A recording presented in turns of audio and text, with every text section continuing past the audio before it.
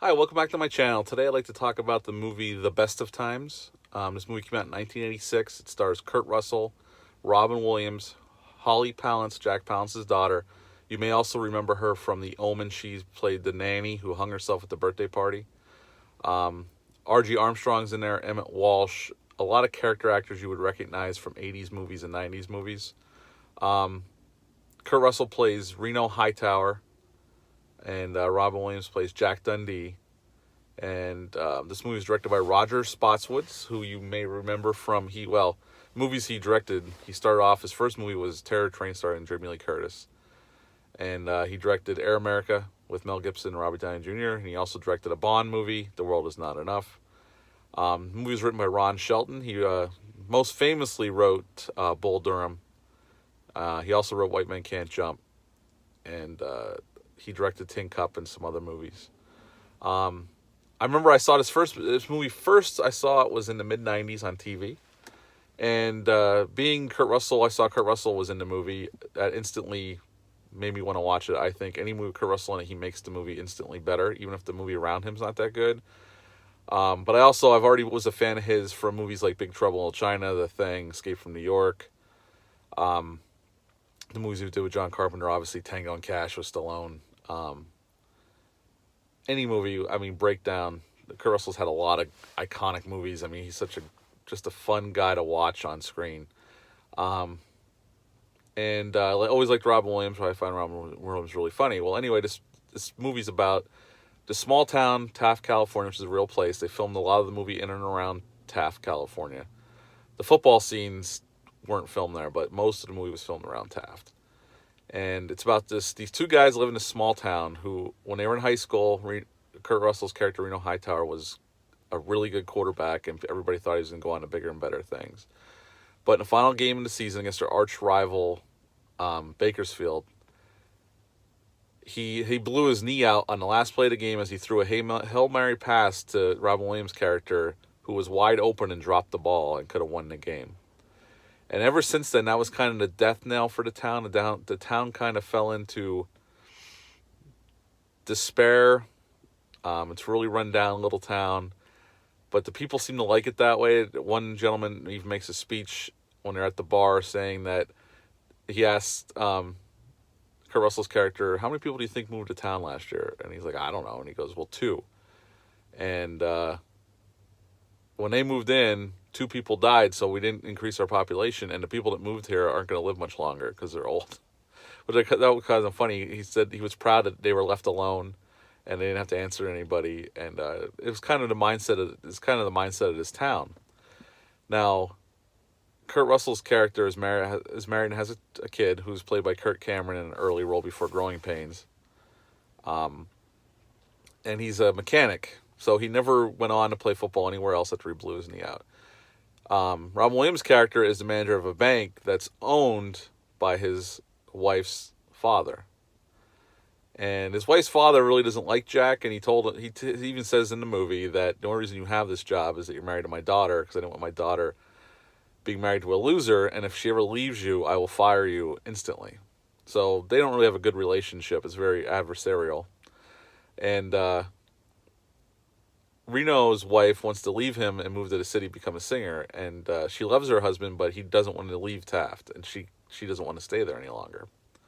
So that's kind of like the setup. And this town ever since that football game, this town's kind of depressed, and it's not in very good, not very good. It's not in a very good state.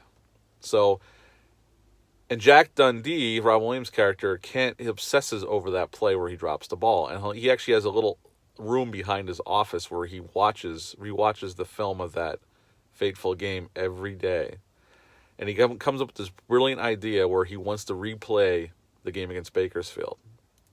He wants to get the whole old team back and replay the game to see if they could rewrite history and right the ship. And he actually thinks it's going to be good for the town and would give the town a boost, and people would actually take pride in the town again, like they did back then. So he goes to the town and Reno. First he goes to Reno and see if he'll be on board, and Reno doesn't want to do it, but he just kind of, because Jack has something on him, so he kind of agrees to go to the town elders and try to sell it to them. So they go to this lodge and they try to sell it, and nobody wants to do it. They're like, we're going to get killed. Bakersfield is a metropolitan area. We're just a small town, and 3/4 of the players don't even live nowhere near there. So Jack hatches a plan where he dresses as the Bakersfield mascot, and he goes into the lodge and he paints the graffiti all over the walls, and he wrecks the place. And then the wives are putting on this little like dance number at the one theater, and he dresses as the mascot. He runs in and he throws a bunch of paint on them and runs out. And this is the catalyst to get the town to agree. Let's do it. Let's replay the game where we're going to kick their asses. So they get the old team back, and they're trying to get in shape. Now everybody that comes back is pretty out of shape, while Bakersfield seems like they're in really, really good shape. And with any sports movies, underdog sports movie, you expect Taft to lose. And they play the game at the end. And I won't give away the ending, but you'll probably guess it. Because it ends up being like a feel-good story. These guys kind of get pride back in themselves, and they want to do good for their town, and they get excited about it. And the town actually starts coming around and fixing itself up. People start fixing the town up, reopening old businesses.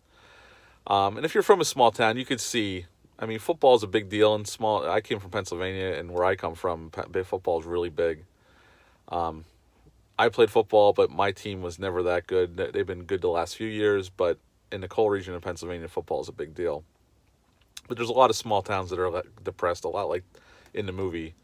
So the movie kind of hit home with me, but I think it's a fun movie. Kurt Russell's great like he always is. I've never seen Kurt Russell give a bad performance. He's always fun to watch.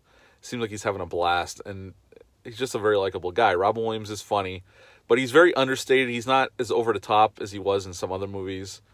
He plays it kind of straight, and a little fact is that Robin Williams and Kurt Russell both played sports. Kurt Russell, he played minor league baseball before he blew his knee out, and then he went in acting full time. But they both played high school football. So in the football scenes, if you watch the movie, they did all their own stunts. There was no stuntman for them during the football scenes. They both decided to do their own stuff during those scenes. So that's kind of interesting trivia there. Now, when the movie was released back in '86, it didn't do well. I think it had a $12 million budget, only made about $7.5. Again, I don't hear many people talk about this movie. I've always enjoyed it. I always consider it kind of like comfort food in movie form, where I can sit down and watch this movie, feel good about it. I have a good time. I enjoy the characters. It's funny. It's engaging, and the football scenes are directed pretty well. So it's a very easy watch. It's very everybody's very likable. It's an easy hour and 40 minutes, and I don't think you would feel like you wasted your time if you watched it if you've never seen it. I would give it an 8.5 out of 10. I really enjoy this movie. I always have. It's just a fun movie. It's not talked about a lot. It's a shame. I think it's an undiscovered gem of a movie. It's cute. It's heartfelt, and there's some crazy, funny stuff in there that Robin Williams does to get the town to want to play the game. And the banter back and forth between him and Kurt Russell is really, it's good. It's great. And I would highly recommend it. If you get a chance, check it out. I don't know if it's streaming anywhere. I haven't seen it on Netflix. It could be on there. I'm not sure. I own it. It's the only reason I can watch whenever I want, but I'm sure it's somewhere. You could probably buy the DVD or Blu-ray of it. I don't know. Blu-ray may not even be available. I'm not sure. But if you get a chance, check it out. It's definitely worthwhile, and it's a fun little movie. That's it for this video. If you like what you saw, hit the subscribe button down below. If you've seen the movie, leave a comment. Tell me what you think, what you thought of it. I know it's not one that gets talked about a lot, but I think it's definitely a worthwhile movie.